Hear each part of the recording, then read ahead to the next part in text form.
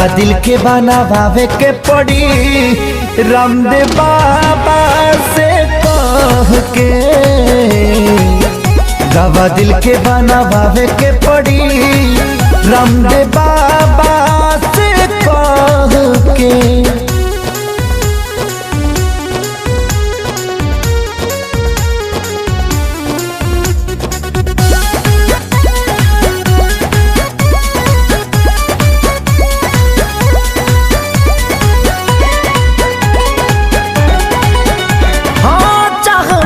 करा तबाह भइल जिंदगी, जिए मरे से बेपरवाह भइल जिंदगी। चाह में जेकरा तबाह भइल जिंदगी, जिए मरे से बेपरवाह भइल जिंदगी। जेकरा खातिर सब कुछ कइनी ओकर नजर में बाबुर भइनी। दिल के गिरल दीवार हमारे ढाह के, हो गिरल ढाह के। दवा दिल के बनावे के पड़ी रामदेव बाबा से कह के। दवा दिल के बनावे के पड़ी रामदेव बाबा से कह के।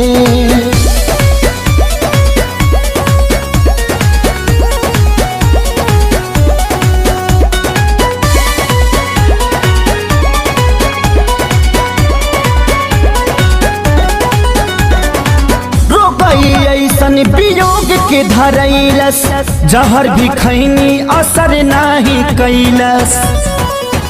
हार गई ऐसन वियोग के धरैलस, जहर भी खैनी असर नाही कैलस। मर चाहे मर ना पाई, जिए देवे ना जुदाई। याद हलचल आवेला रही राह के, हो आए राह के।